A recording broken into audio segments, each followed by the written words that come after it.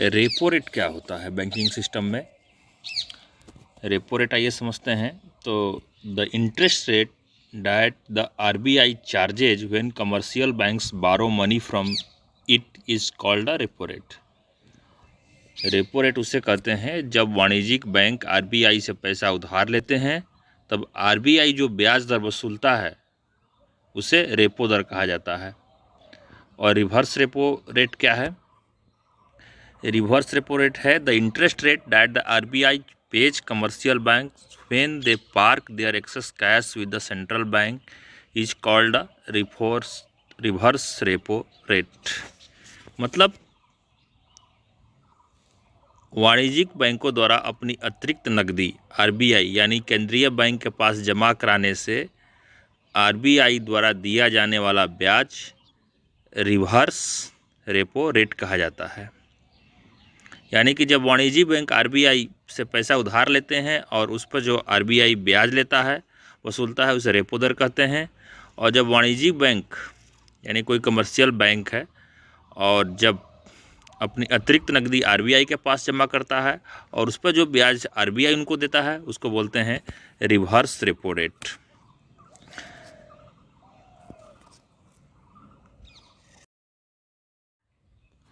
Since RBI is also a bank and has to earn more than it pays, the repo rate is higher than the reverse repo rate.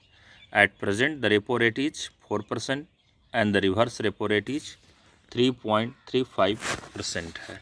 क्योंकि RBI भी एक bank है और उसे जितना भुगतान करना पड़ता है उससे अधिक अर्जित करना होता है, इसलिए जो रेपो रेट होगा, यदि कोई बैंक उससे पैसा उधार लेता है तो उसका जो रेट होगा, ब्याज का दर होगा, वो ज़्यादा होगा की तुलना में यदि कोई बैंक उसके पास अपनी नकदी जमा करवाता है और उस पर जो उसको ब्याज मिलेगा।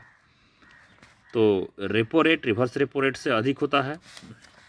फिलहाल जो रेपो रेट है 4% है और रिवर्स रेपो रेट है 3.35% है।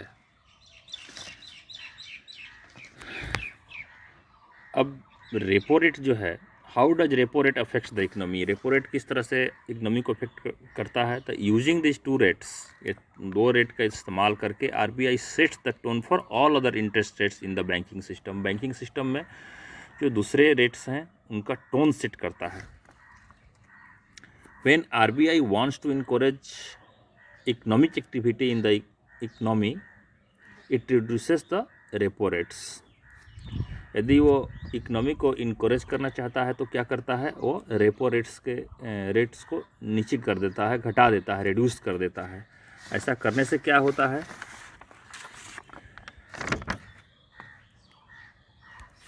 इन दरों का it enables commercial bank such as SBI, PNB to bring down the interest rates they charge as well as the interest rate they pay on the deposit. ऐसा करने से क्या होता है कि जो एसबीआई, पीएनबी जैसे बैंक होते हैं वो अपना जो लोन देते हैं, ऋण देते हैं, उस पर ब्याज दर घटा देते हैं और जो डिपॉजिट से साथ साथ जो लोग पैसे जमा करते हैं बैंकों में उस पर भी वो ब्याज दर को घटा देते हैं।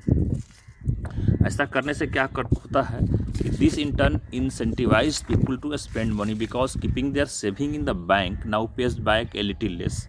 ऐसा करने से क्या होता है कि जब हम पैसे जमा करते हैं और उस पर कम ब्याज मिलता है तो हम बैंक में जमा करने के बजाय हम पैसे को खर्च करना ज़्यादा पसंद करते हैं।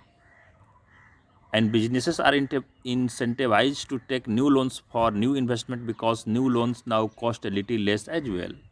और जो बिजनेस हैं, व्यापार हैं, वो लोन लेने में हिचकते नहीं हैं क्योंकि अब उन्हें लोन लेने से कम ब्याज का भुगतान करना पड़ता है, यानी कि लोन सस्ते हो जाते हैं। तो ऐसा रिड्यूस होने से क्या होता है? रेपो रेट रिड्यूस होने से ये सब प्रभाव पड़ते हैं।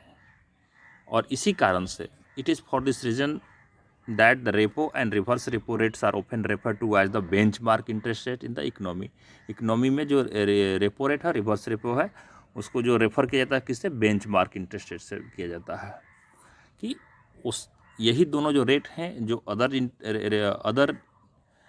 जो रेट्स हैं उनको क्या बोलते हैं? उनका टोन सेट करता है। यूजिंग दिस टू रेट्स क्या करता है? The RBI sets the tone for all other interest rates in the banking systems. तो रिवर्स रेपो रेट और रेपो रेट हम समझ गए। Okay, thank you.